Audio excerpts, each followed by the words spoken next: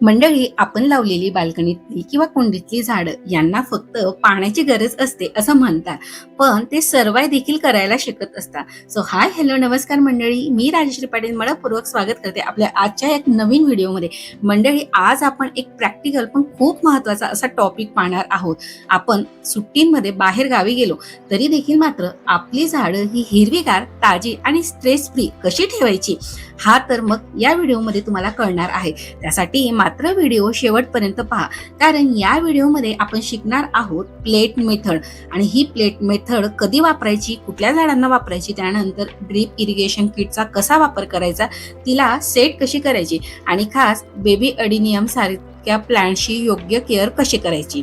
तर मंडळी, व्हिडिओ कुठेही स्किप न करता संपूर्ण पहा. मंडळी, आजचा आपला एक प्रॅक्टिकल टॉपिक पाहणार आहोत. जर आपण दिवाळी असो, क्रिसमस असो किंवा मे महिन्यातील सुट्टी असो, 8 ते 10 दिवस घर बंद ठेवून जायचं असेल तर मात्र आपल्या झाडांची पाण्याची व्यवस्था कशी करायची, या व्हिडिओमध्ये मी कुठलीही थेअरी नाही सांगणार, फक्त टेस्टेड आणि वर्किंग अशा टिप्स देणार आहेत. सर्वात आधी आणि एक बेसिक रूल म्हणजे झाडांना रोज पाणी लागत नाही, त्यांना फक्त माती ओलसर ठेवणं एवढं महत्वाचं आहे. झाडांना जर आपण जास्त पाणी दिलं तर मग रूट रॉट होत असतो आणि कमी पाणी म्हणजेच डिहायड्रेशन. म्हणून आपला गोल फक्त या ठिकाणी एकच आहे की स्लो आणि कंट्रोल असं वॉटरिंग हवं. सो एवढी प्रकारची वेगवेगळी झाडं माझ्याकडे आहे. तर झाडांच्या कॅटेगरीनुसार त्यांना आपल्याला 8 ते 10 दिवसाची सोय कशी लावून जायची ते आता पाहूया. सो या ठिकाणी माझी देखील तीच तयारी चाललेली आहे. हे जे काही आहेत बाकी इंडोर प्लांट आहेत, बाकी जे सकलंट प्लांट आहे आणि काही आहेत ते रोजचे आपले फ्लावरिंग प्लांट आहेत.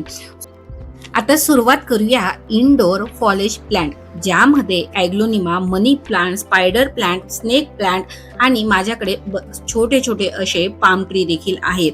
आणि हे जे आहेत हे आहे डेझर्ट रोज, ज्याला आपण अडेनियम देखील म्हणत असतो, ते देखील सकलंट प्लांट आहे. गावाला जायच्या आधी मी तर मात्र झाडांची अशा प्रकारे चांगली अंघोळ देखील करून घेत असते. या ठिकाणी मी फक्त हे जे इंडोर प्लांट्स आहेत यांना इनडायरेक्ट सनलाईट मिळत असतो.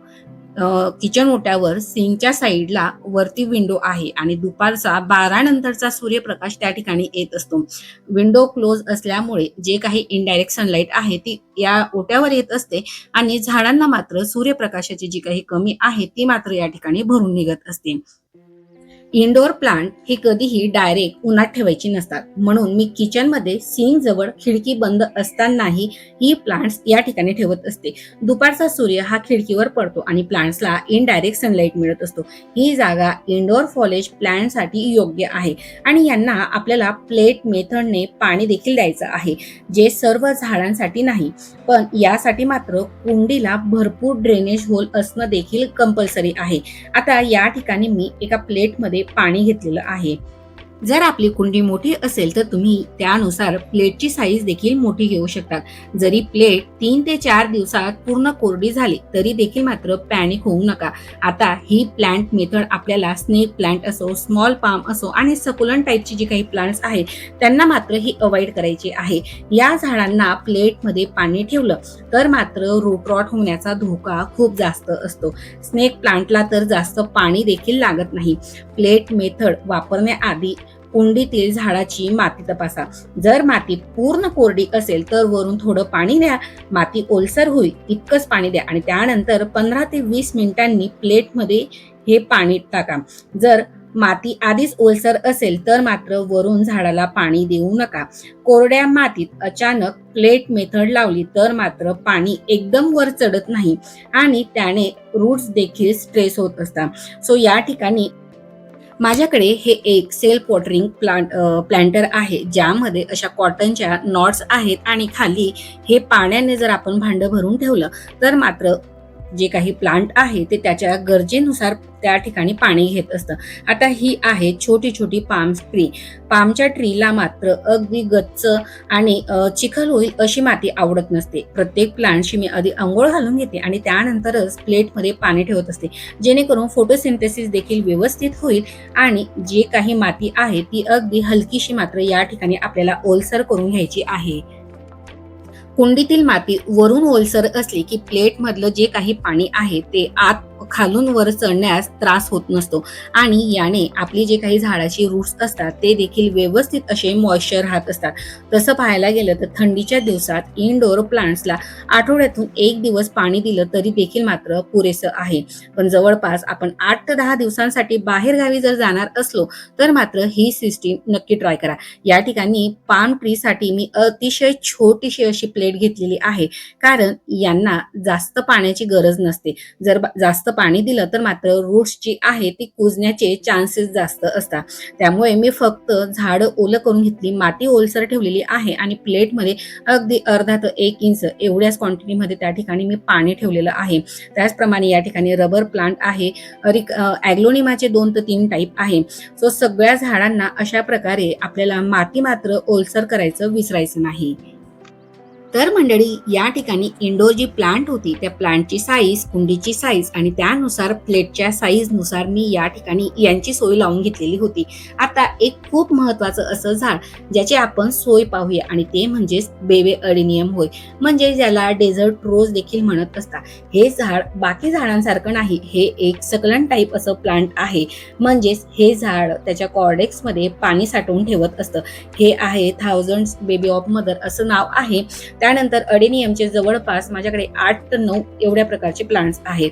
सो या ठिकाणी हे अडेनियम जे आहे, अडेनियमसाठी जो नियम लागू होतो ना तो सगळ्यांपेक्षा वेगळा आहे.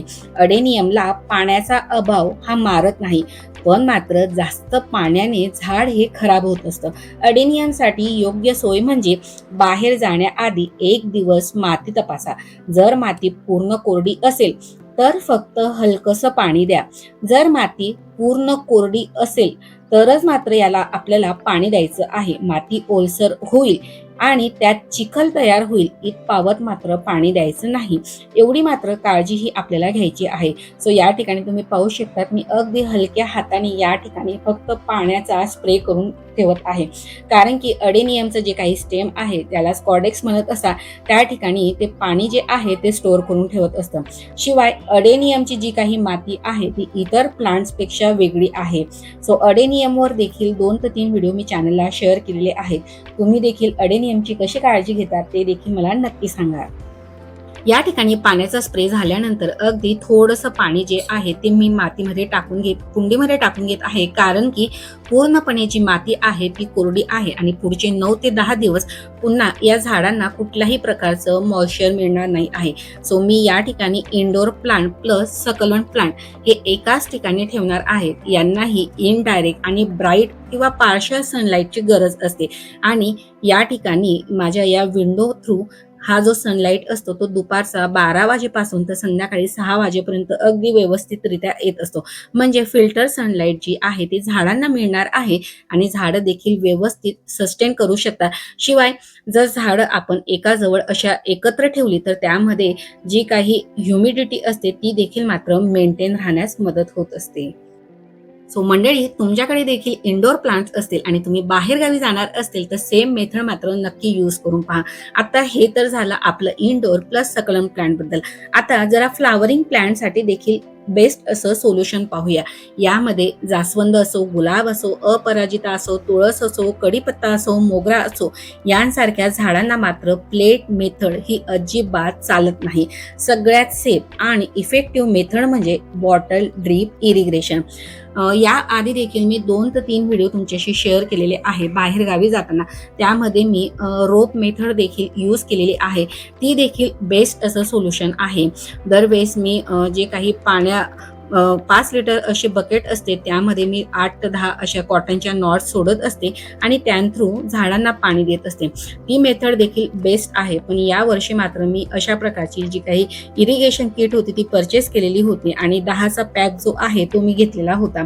सो या ठिकाणी 10 जी झाडं आहेत त्यामध्ये गुलाब, जास्वंद, तुळस सगळ्या प्रकारची झाडं जी आहेत ती कव्हर होणार आहे. सो ड्रीप इरिगेशन म्हणजेच काय तर झाडांच्या मुळाजवळ थेंबाथेंबाने पाणी देण्याची पद्धत. यामुळे पाणी देखील वाया जात नाही, मातीमध्ये चिखल देखील होत नाही आणि मुळांना देखील हवा मिळत असते आणि झाड म्हणजे महत्त्वाचं स्ट्रेस फ्री राहत असतं. सो या ठिकाणी मी फ्लो सेटिंग देखील महत्त्वाची आहे. म्हणजे जर आपण कमी फ्लो ठेवला तर मात्र पाणी वाहताना दिसत नाही. फक्त माती मात्र ओलसर राहत असते. सो मंडळी, ड्रीप इरिगेशन मेथड यूज करण्याआधी म्हणजे जर तुम्हाला उद्या बाहेरगावी जायचं असेल तर आज मात्र झाडांना भरपूर असं पाणी देऊन घ्या, जेणेकरून कुंडीतील जे काही शेवटचं मुळाचं टोक आहे त्यापर्यंत पूर्णपणे माती जी आहे ती भिजली जायला पाहिजे. त्यानंतर जी काही ड्रीप इरिगेशन मेथड यूज करणार आहोत त्याने फक्त मॉइश्चर मेंटेन राहण्यास मदत होणार आहे. या ठिकाणी मोगरा असो, अपराजिता असो, जास्वंदी असो, तुळस असो, सगळ्या झाडांची चांगल्या प्रकारे मी भरपूर असं पाणी कुंडीमध्ये घालून घेतलेलं होतं. त्यानंतर सगळ्या झाडांना पाण्याचा स्प्रे देखील करून घ्यायचा आहे, जेणेकरून त्यांचे जे स्टेम आहे त्या ठिकाणी देखील मॉइश्चर मेंटेन राहील. पुढचे 8 ते 10 दिवस झाडांवर स्प्रे करायला मात्र कोणीही नसणार आहे. सो त्यासाठी बाहेरगावी जाताना झाडाचं एक एक पान ओलं करून जाणं देखील तेवढंच महत्त्वाचं आहे. सो आता या ठिकाणी हे पाणी टाकल्यानंतर नेक्स्ट जी स्टेप आहे ती म्हणजे ड्रीप इरिगेशन, ज्यामध्ये आपल्याला म्हणजे अगदी थोडं थोडं पाणी हे झाडाला मिळणार असतं. ड्रीप इरिगेशनमुळे पाणी हे डायरेक्ट मुळांजवळ पोहोचतं, म्हणून झाडाला वॉटर यूज हा मॅक्सिमम इफिशियन्सीमध्ये मिळत असतं.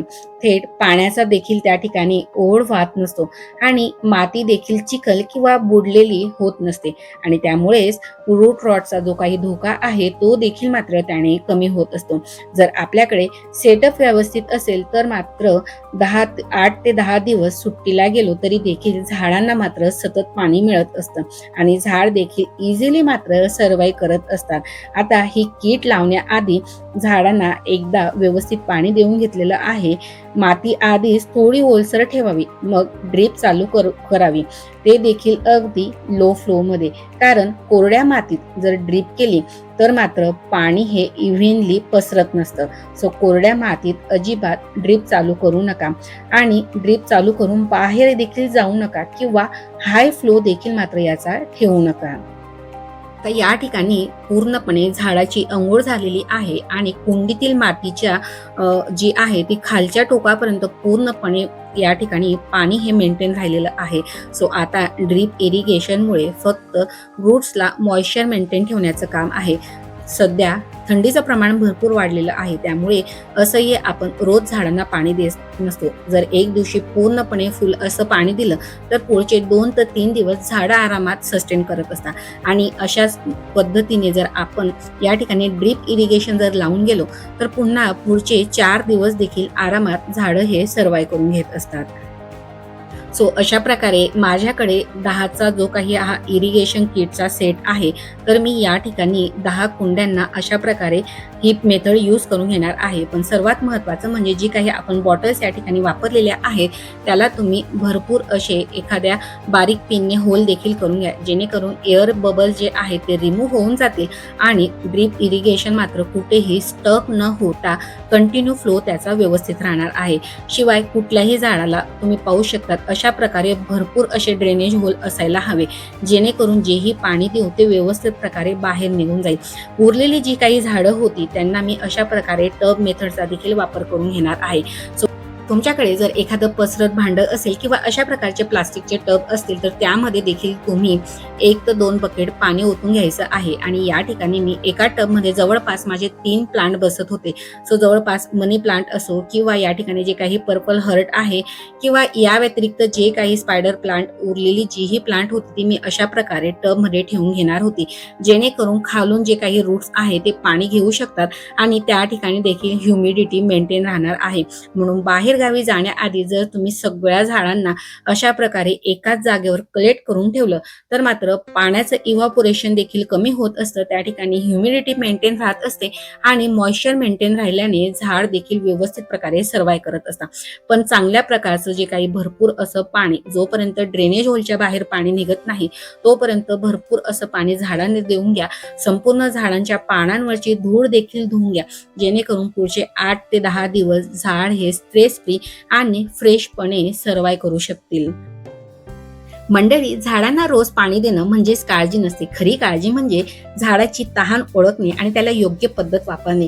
प्लेट मेथड सगळ्या झाडांसाठी नाही, ड्रीप इरिगेशन मेथड सगळ्यांसाठी नाही. काही झाडं जसे बेबी अडेनियम असो किंवा सकलन प्लांट असो, त्यांना थोडं दुर्लक्ष जरी केलं तरी मात्र ते त्यांच्यासाठी मात्र सेफच असतं. 9 ते 10 दिवस घर बंद असताना जर ही पद्धत बरोबर असेल तर मात्र झाड देखील स्ट्रेसमध्ये जात नाही. पाणी हळूहळू मिळालं तरी माती देखील ओलसर राहत असते आणि हवा खेळती राहिली तरी देखील मात्र पुरेसं आहे.